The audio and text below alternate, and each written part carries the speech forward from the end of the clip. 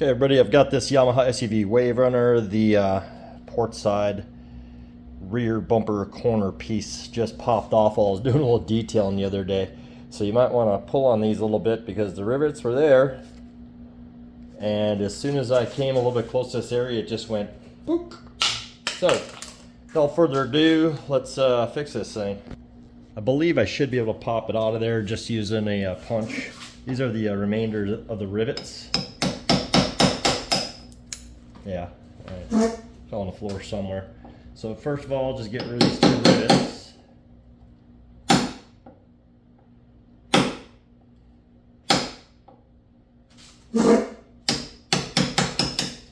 Look at how many times somebody tried really hard to do this right. 3 times I couldn't get the freaking hole out, whoever did that. And we'll pop these rivets. Damn it. We will still pop these rivets out.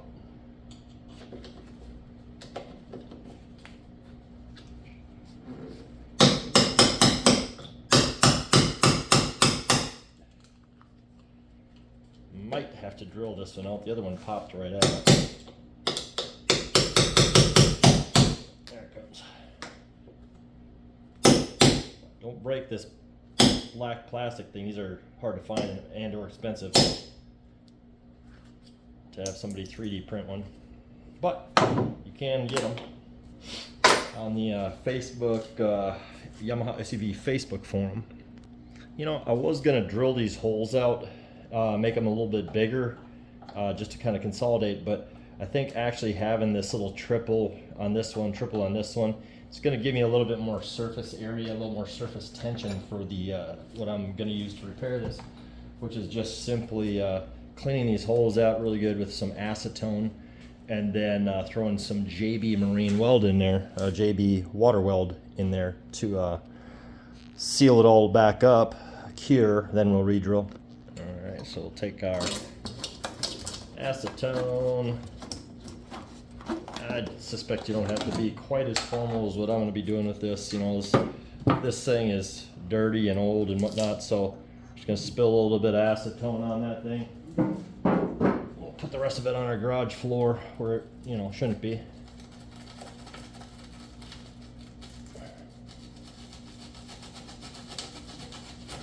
Scrub it around in there a little bit. I need a little smaller one to get in that one, apparently. Story of my life. Alrighty. All stuff.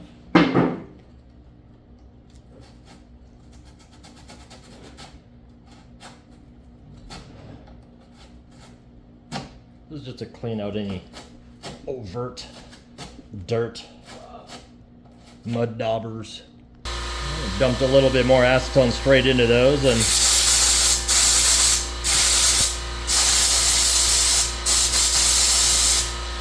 clean out those holes a little. I should have done this first, but take a little bit of 60 grit or 80 grit sandpaper and just kind of mar up this whole area on the outside and on the back side.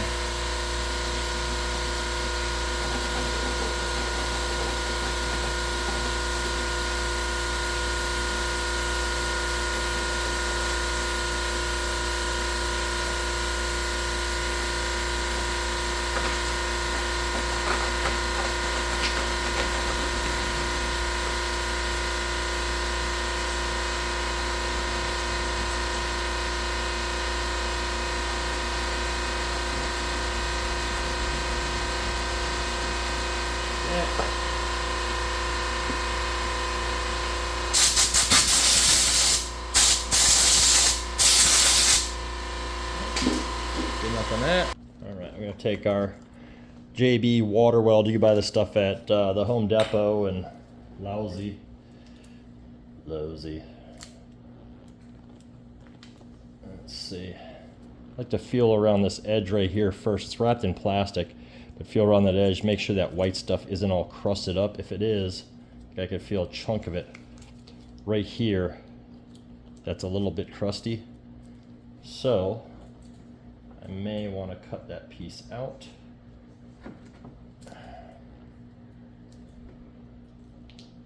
Not sure yet. We'll see. Yeah, I guess we're not doing finishing work on this, so I guess I won't do that. You can take acetone and put a couple drops on this if you feel like it's a little bit too tight, a little bit too crumbly. Like this piece right here is almost brittle, you know. So anyway, if you need to, you can add acetone to this to kind of thin it out a little bit, to make it a little more pliable and mix together better. So let's mix it into, that's another crispy, crunchy chunk in there. Yeah, that'll work. This is not that critical what we're doing here. This will hold together just fine. Mix it till it's all one solid color. And you got about, I think about 5 or 10 minutes at least to apply this stuff before it starts to set up on you.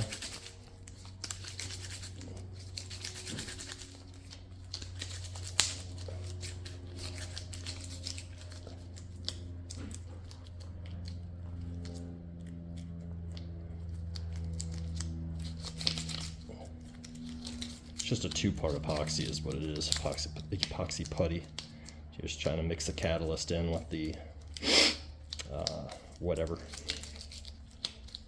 filler. I don't know. Right, so that's what we got. Pure gray. Now, take a chunk, back it with your finger on the back side of this hole, so that you can feel it when it starts to squish through. Not yet, so we'll add some more.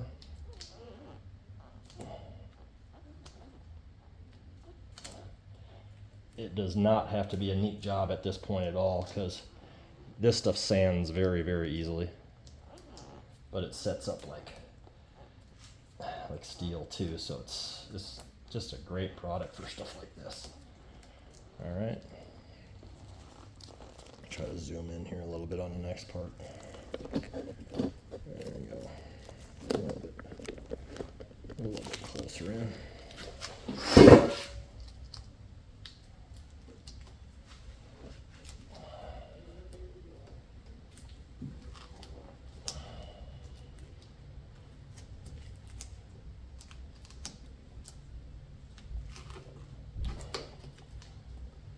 Breaking off the excess and putting it back to the middle, squeeze it into the hole.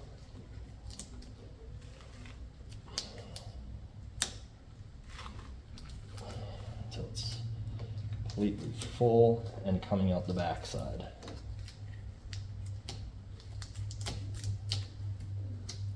Oh, not yet. It's starting to come out.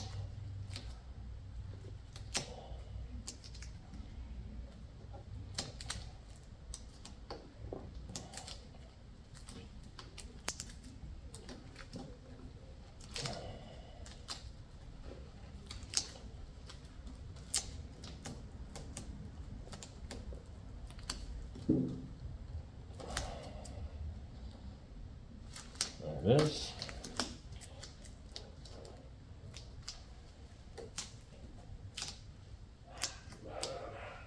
All right.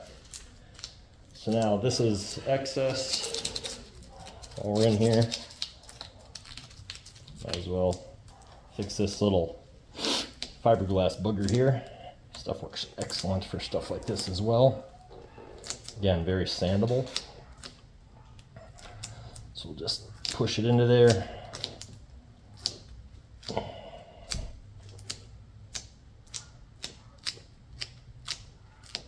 Make sure it's worked in really well. That'll grab those fibers, that fiberglass, really well anyway. So not worried about being perfect on that. Since we're here, we'll shave off that little top piece.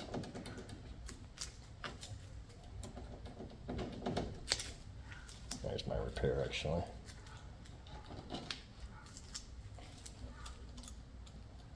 Now, across that hole, just to make it so we don't have quite so much work sanding. No need to do more than we have to. A sawing motion will leave everything intact where it needs to be. That's good enough, actually. Ain't gonna be in our way anyway. All right, let's cut this one off.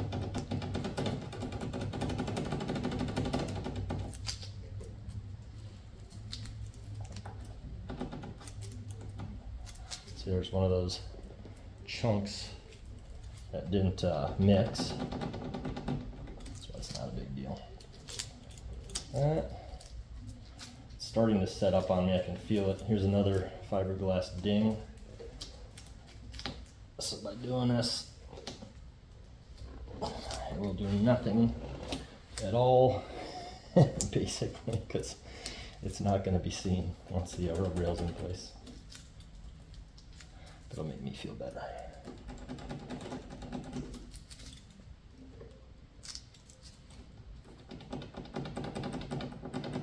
All right, so there's that. Now we got to deal with the back side, right? Let's get this thing put back. Preserves for next time. Put your little sticker tab on there. Keep it from drying out as much as you can. Back in your tube. Close the lid. All right, so now on the back side, let me show you what's going on there.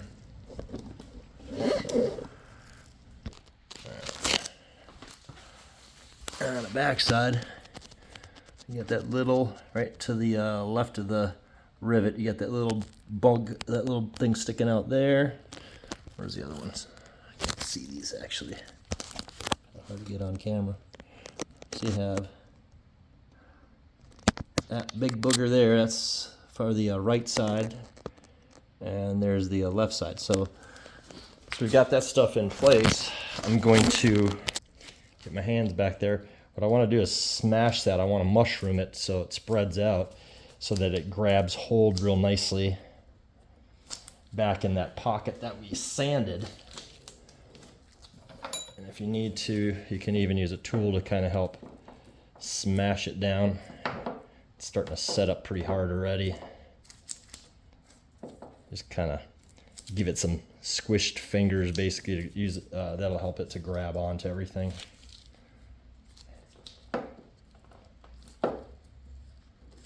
This tool actually works pretty good to roll it across there.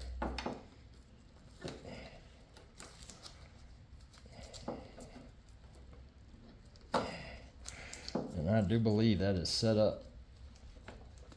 There we go. All right. So I don't really need to do the rest of this on camera, but you can imagine all we're gonna do when we're done. We'll get this thing, once this stuff is cured in about another hour, 2 hours or something like that. Wait overnight, why not? Come back in, pre-drill your hole, shove a rivet in there. You're done. Bob's your uncle.